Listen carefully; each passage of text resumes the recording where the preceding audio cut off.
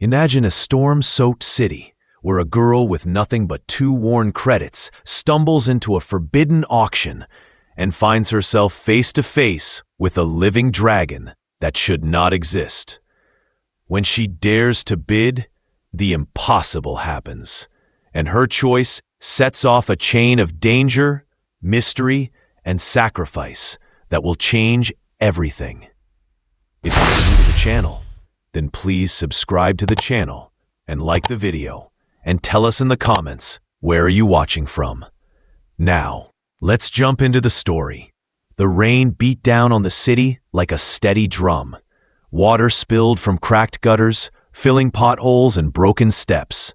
Above the noise of storm clouds, sleek trains hummed along glowing rails, carrying passengers toward the bright towers. But under those shining paths, in the old salvage district, the world was a different place. Here, smoke from food stalls mixed with oil and dust, and people bartered for scraps to survive. In this world of rust and shadows stood Lena Orsic. She leaned against a support beam, clutching 2 small credits in her hand. She counted them once, twice, 3 times. The number never changed. 2 credits. Not enough for a meal, but maybe enough for a few bites if she bargained well. Still, it was all she had. The marketplace stretched before her like a maze of stalls, tarps, and shipping crates. Vendors shouted over the rain, selling everything from old shoes to imitation electronics. Broken lights flickered, making the place look half alive and half forgotten. For many people, this was just another night. For Lena, it was a night that would change everything. A voice rose above the storm. It was sharp and rough, yet it carried like a call from a stage. "Final lot of the day, friends. Final lot." The words cut through the noise, pulling a crowd toward a raised platform. Curiosity tugged at Lena. She told herself to ignore it, to save her credits for food. But her feet carried her closer. At the front of the platform stood Martin Griggs, the market's auctioneer.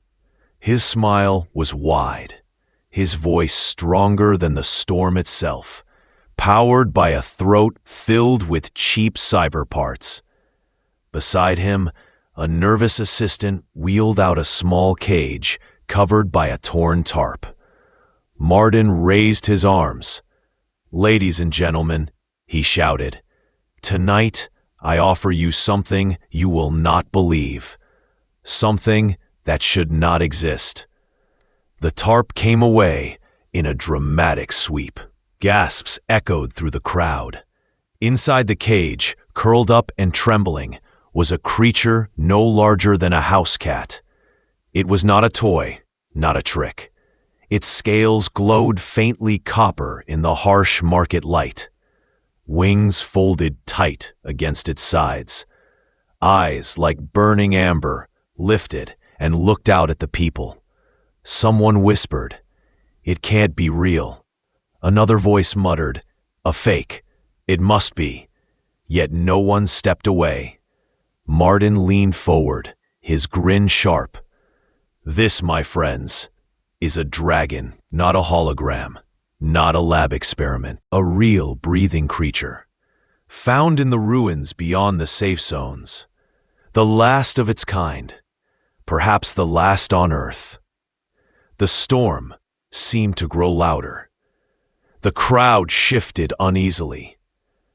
A few laughed nervously, but no one dared look away. Borelvek, a trader known for his greed, stepped forward. He sold rare meats to the rich who lived high above the city's broken streets. His voice was low and cruel. 500 credits, Martin announced. The starting bid. Silence met his words. No one in the salvage district had such wealth. 400, he tried again. 300? The numbers fell like stones into water. 50, Boral called. He spoke with certainty, as if already tasting the meat of the small creature. The assistant's eyes brightened. 50 credits could buy months of food and comfort. Lena's breath caught. Her 2 credits felt heavier in her palm. She wanted to turn away. She wanted to forget the look in those amber eyes. But she could not. Before she could stop herself, words slipped from her mouth. 2. The sound was quiet, almost swallowed by the storm. But Martin heard. The crowd turned in shock. 2 credits? He asked, as if he had not understood. Lena stepped forward. Her boots splashed in the puddles, her hand shaking but lifted high. 2 credits, she said again, her voice steady now.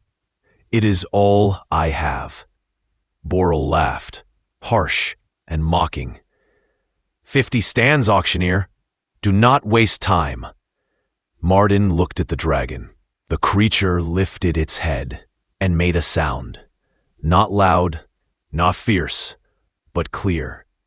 A single whistle cut through the air. It was not a growl. It was not a cry. It was something else. Something like choice. The auctioneer's grin faltered. He glanced at Lena, then back at the cage.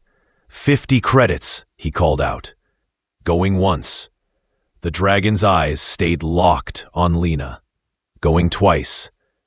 The crowd leaned forward, breath held. Then Martin spoke with finality. Sold. To the girl with 2 credits. Chaos erupted. Boral shouted, his voice thick with anger. You cannot be serious. I offered 50. But security drones lifted from their posts, red lights glowing. Boral cursed and backed away, his eyes cold with promise. Martin took Lena's 2 credits as if they were a sacred trade. He leaned close, his showman's mask slipping for a moment. His voice dropped to a whisper.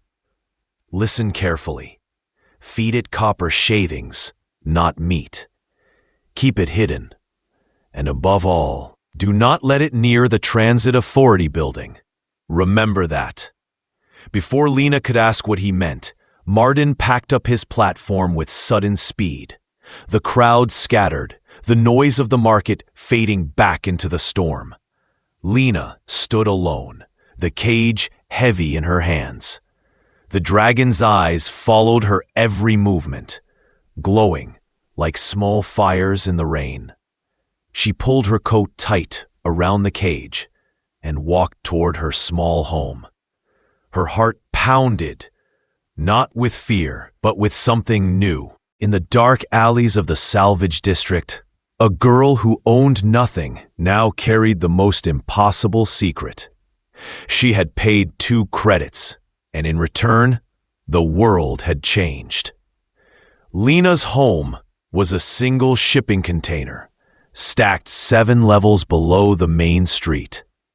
The walls sweated with moisture, and the air unit coughed out tired gusts that never quite reached the corners. Still, it was hers, and in a city built from scraps, having a space of your own meant survival. She set the cage on the fold-out table and leaned close, her heart still racing from the marketplace. The creature inside watched her with steady amber eyes. Rainwater slid down its copper-gold scales, shining like tiny sparks under the weak lamp. Lena studied the cage lock. It blinked blue when she touched it, then flashed red. It was keyed to the auctioneer's DNA.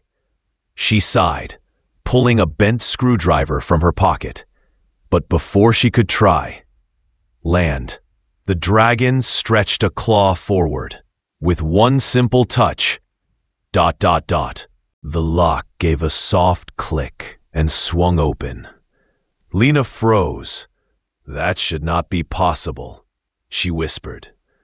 The dragon climbed out slowly, wings unfolding like paper lanterns. They were larger than they had seemed in the cage, delicate yet strong, patterned with faint lines that shimmered when the lamp caught them. Across its scales, tiny marks were etched, as though the metal surface itself carried a hidden script. Lena placed a saucer on the table and poured out the copper shaving she had collected from the machine shop. Marden's warning echoed in her mind. Feed it copper, not meat. The dragon bent its head and ate with surprising gentleness, crunching the metal curls as if they were nothing more than breadcrumbs. As it ate, it made a sound. Not a growl, not a hiss, but a single flute-like note. It vibrated in the air and settled in Lena's chest. She blinked. Was that speech?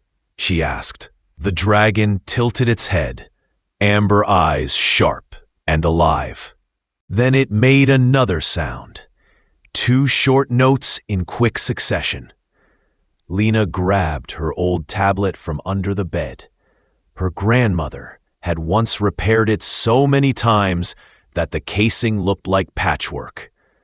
On the screen, she opened a program that turned sound into wave patterns. She held the tablet close as the dragon whistled again. The screen lit up with neat peaks. 1, 2, 3. The shapes formed a pattern too precise to be random. You're using numbers, Lena whispered. She tried a guess. 1 note for yes? The dragon gave a single note. 2 notes for no? 2 short sounds followed. Her heart jumped. 3 notes for maybe? 3 careful tones answered. The truth settled over her like a weight and a gift at once. She was speaking to something impossible. Not just a creature, but an intelligence. What should I call you? She asked. The dragon paused, then gave a sequence of tones, long and short, high and low, like a melody. The program tried to capture it, but couldn't. Lena thought of how the notes felt rather than what they meant. Sparrow 7, she said at last, her voice gentle. The creature gave a soft whistle, almost like a laugh, and brushed its scaled head against her hand. Sparrow 7 it is, she whispered. I'm Lena, and I'm not sure what happens next. The dragon's gaze softened. Then it turned toward the window. The glass was fogged from the broken air unit. With 1 claw, Sparrow 7 drew 3 small circles, then a line. Then another circle. The marks were simple, but they carried meaning. Is that a map? Lena asked. The dragon gave a single note. Danger? Another note. Coming? Yes again. Her pulse quickened. She leaned close to the glass. The marks pointed toward the transit lines above, toward the heart of the city's power. Sparrow 7 tugged at her sleeve, then dragged a thin blanket toward the bed. With surprising strength, he slid under the frame, curling into the shadows. He made a soft, low sound. 1 note stretched into a hum that seemed to sink into the walls. The lamp flickered. The air thickened. Even the tablet gave a soft buzz. Lena crouched beside the bed. You want to hide, she whispered.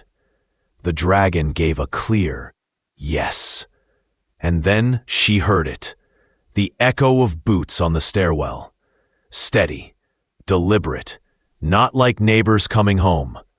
Someone was climbing with purpose. Voices murmured, clipped and professional. The sound of authority. Lena's throat went dry. Sparrow 7's amber eyes glowed faintly from the darkness under the bed. The sound he made now was urgent, a fast whistle like a warning bell. He pointed one claw at the door, then pressed a wing over his eyes, as if to say, "Act normal, see nothing." The footsteps stopped outside her container. A sharp knock rattled the thin metal door. The sound was too polite to be friendly. "Open up," a voice commanded, calm but unyielding.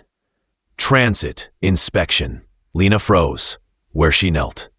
The dragon's gaze met hers from beneath the bed. One note escaped his throat, steady and low, like courage offered in sound. Lena stood, her heart pounding like the storm above. She reached for the door. The knock came again, harder this time. She pulled the handle. The door swung open to reveal 3 officers in black gear, faces hidden behind mirrored masks. Scanners blinked in their hands, casting pale light into her small home. Sparrow 7 went silent, disappearing deeper into shadow. Lena lifted her chin, forcing her voice steady. "Yes?" The lead officer's mask reflected her face back at her. "We've had reports," the voice said evenly, "of an illegal biological entity in this block. We're here to investigate." The room filled with the sound of the storm and the low hum of machines, and Lena knew that every breath mattered now. The knock came again, louder this time, shaking the thin door of Lena's container home. 3 figures stood in the rain-soaked corridor, their black uniforms slick with water, their mirrored masks glowing faintly under the hallway lights. They looked like shadows given shape. The lead officer's voice was calm and firm. "Lena Orsic, we've had reports of an illegal biological entity in this block. We need to search your home." It was not a request. Lena's heart hammered in her chest. Under the bed, Sparrow 7 pressed deeper into the shadows, eyes glowing faint like embers, trying not to burn too bright. He made a low sound, so soft that only Lena could hear it, a tone meant to steady her. She nodded once, more to herself than to them, and stepped aside. "Come in," she said, her voice even, though her stomach twisted. The officers entered with measured steps. The first scanned the walls with a small device that buzzed and blinked. The second moved around the room, slowly, touching surfaces, checking corners, studying the kettle, the old tablet, and the blankets stacked neatly in the corner. The third stood by the door, watching silently, the reflection of Lena's own face staring back at her from the mask. The scanner swept across the table, over the shelves, and finally toward the bed. Lena held her breath. The small screen flashed green for metal, yellow for food scraps, blue for heat. But no red warning came, no sign of Sparrow 7 hidden beneath. "Unit reads clean," the scanning officer reported. The words landed like a small relief, but the lead officer did not move yet. They turned toward Lena. "You were seen in the marketplace tonight. There was an auction." "I was shopping for food," Lena said. Her voice surprised her, steady and almost casual. "I couldn't afford much." The officer studied her in silence. The rain outside pounded like a drum, echoing through the thin metal walls. Finally, dots. The officer lowered the scanner and slid a card onto her table. "If you see or hear anything unusual, report it at once. The city will not forgive those who hide dangerous things." With that, the 3 figures turned as one and stepped out into the corridor. The sound of their boots faded down the stairs until the night swallowed them whole. Lena shut the door and leaned her forehead against the cold metal. Her hands trembled. She waited until her breathing slowed before lifting the edge of the blanket. Sparrow 7 slipped out, silent as smoke. He climbed onto the table and looked at her with those deep amber eyes. His small head tilted, and a soft tone escaped him, warm and steady, like comfort offered in sound. "They didn't find you," Lena whispered. Her throat tightened with relief. She sank into the chair, her body weak from the strain. Sparrow 7 touched a claw to the window pane, drawing shapes into the fogged glass. 3 circles connected by a line. Then a cluster of dots above them. Lena leaned forward. "Stations," she murmured. "And stars?" He gave a single note of yes. Lena realized then that Sparrow 7 was not just hiding. He was planning. He traced another line, this time curving outward, away from the city. His wing brushed the glass, as if pointing far beyond the polluted skies. "You want to leave," she said. His clear note confirmed it. She hesitated. "Tonight?" The dragon made 3 tones in slow rhythm. The pattern she had already learned meant maybe. His gaze held sadness and determination, both. Lena felt the weight of the choice pressing on her. "If you go alone," she whispered, "the city will swallow you." Sparrow 7 tapped the table with his claw. 5 beats, slow and steady, like the rhythm of the trains running overhead. The sound carried meaning. Not swallowed, guided. He could use the rails. Lena stared at him, the thought almost too large to accept. "You can speak to the lines," she. The dragon's whistle confirmed it. Outside, the storm grew stronger. Thunder rolled in the distance. Sparrow 7 lifted his head, listening, his body tensing as though he heard a voice she could not. His amber eyes glowed brighter, reflections of light hidden behind the clouds. He turned back to Lena and pressed his forehead against her palm. The sound he made then was unlike the others, gentle, rising and falling in a way that filled the room with both comfort and sorrow. "You're thanking me," Lena whispered. The dragon's soft note answered yes. Lena sat with him in silence. She brewed a cup of tea she could not bring herself to drink. The rain on the roof was steady, like the ticking of a clock. The minutes stretched thin. Sparrow 7 curled near the window, his wings folded, but his gaze never leaving the sky. Lena lay down on her bed, fully dressed, afraid to close her eyes. When she finally did, she dreamed of rail lines that glowed like rivers of fire, carrying not trains, but songs. She dreamed of stars cutting through clouds, and of a dragon, no larger than a child's arms, spreading wings wider than the sky. She woke to silence, broken only by Sparrow 7's steady breathing.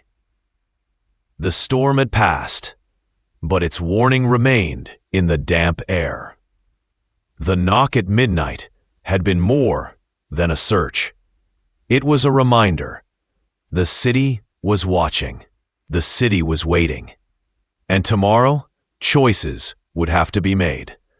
The second night came with a sky washed pale by rain.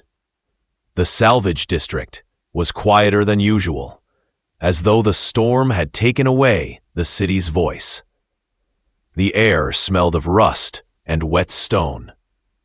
Lena Orsic sat at the edge of her small bed, staring at the tiny dragon resting on the window ledge. Sparrow 7's wings twitched against the faint glow of the city lamps. His eyes, those deep amber coals, reflected the faintest stars, breaking through the heavy summer. Lena knew before he made a sound that tonight was different. "You're leaving," she whispered. A single note came from his throat, soft and clear.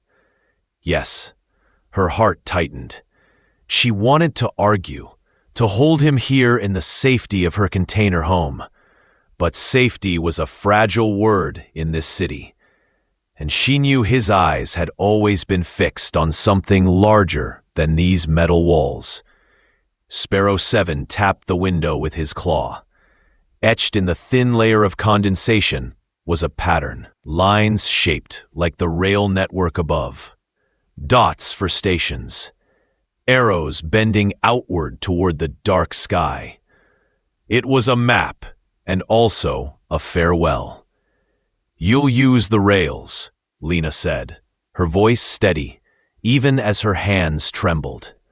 The dragon gave a single note, "Yes." Lena opened the window. Cold air rushed in, carrying with it the scent of rain-soaked concrete and distant smoke. Sparrow 7 stepped onto the sill, wings half open, his scales shining with faint symbols that shifted like hidden writing. 2. But before he left, he turned back. With delicate precision, he pressed his claw against the outer edge of the hatch. Thin glowing lines spread across the metal, burning a pattern into it. When he stepped aside, a strange design remained. Spirals, lines, and small marks that looked like both language and code. Lena touched it with her fingers. Warmth pulsed through the metal. "What is this?" she asked. Sparrow 7 answered with a long, steady whistle. Her old tablet on the table lit up, recognizing the pattern. It displayed numbers and waves, a key of sound and sequence. Lena realized then that he had given her something powerful, something that could open systems hidden deep within the city. "You're giving me a way to protect myself," she whispered. "To protect others." He nodded, a small human gesture that felt ancient in its meaning. Her throat ached. "But why must you go now?" The dragon tapped 5 slow beats on the sill, the rhythm of the trains. He lifted his wings and looked toward the sky. His notes came quick and urgent. The translation was clear enough. "Hunters are coming. Danger is near. I must draw them away." Lena understood. If he stayed, the officers would return, and next time, the scanners might not fail. His leaving was not betrayal. It was sacrifice. Sparrow 7 pressed his small head into her palm one last time. She felt the heat of his scales and the steady, racing heart beneath. He made a tone unlike any before, soft and sorrowful, yet filled with light. It was goodbye, and it was thank you. Lena's eyes blurred, but she forced herself to smile. "Then go," she said, voice breaking. "Go before they find you. I'll keep your gifts safe." The dragon spread his wings. In the dim light, they looked far larger than his body, etched with glowing marks that resembled both stars and circuits. With one powerful motion, he slipped into the night. Lena leaned against the window, watching as his shape glided from shadow to shadow, barely more than a whisper against the dark sky. She followed his path until he vanished into the glow of the rail lines. A moment later, the rails themselves came alive. They hummed with a strange pulse, not from a train, but from Sparrow 7's call. The sound traveled through the city like a hidden song, carried from station to station. It was as though the entire transit system had become his voice. The night stretched on. Lena sat at her table, staring at the etched pattern on the hatch. Her tablet glowed with sequences she could not yet understand, but she felt their importance. This was no simple farewell. It was a promise. By dawn, The city began to stir. People whispered about unusual things. Water tanks filled without warning. Heaters sparked to life in the coldest blocks. Scanners at checkpoints blinked, but failed to notice those they once flagged. Small mercies, unexplainable, yet real. Lena knew the source. Sparrow 7 had turned his farewell into protection. His voice was still in the rails, guiding, shielding, changing small pieces of the world. She brewed a thin cup of tea and sat by the window. Her hand rested on the warm marks etched into the hatch. She traced the lines again and again, memorizing the gift he had left her. As the sun rose behind the towers, Lena whispered, "I will wait, and I will listen." The city around her carried on, but in the quiet moments, she could feel it. The faint vibration under the floor, the low hum in the walls, the whisper of something alive in the machines. Sparrow 7 was gone, but not lost. The story people would tell later was simple. A girl bought a dragon for 2 credits, and on the second night, it ran away. But Lena knew the truth. The dragon had not fled. He had chosen to protect her, to protect them all, by turning his voice into a shield across the city.